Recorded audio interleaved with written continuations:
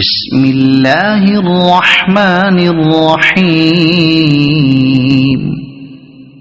اقرأ باسم ربك الذي خلق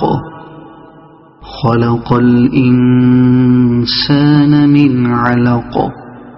اقرأ وربك الأكرم الذي علم بالقلم علم الإنسان ما لم يعلم كلا إن الإنسان ليطغى أن رآه استغنى إن إلى ربك الرجعى أرأيت الذي ينهى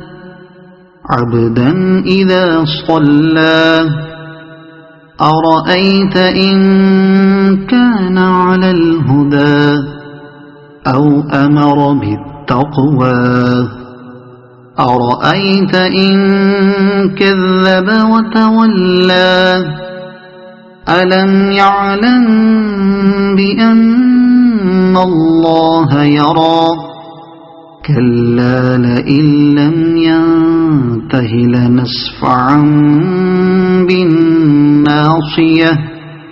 ناصية كاذبة خاطئة فليدع ناديه سندع الزبانية كلا لا تطعه واسجد واقترب صدق الله العظيم.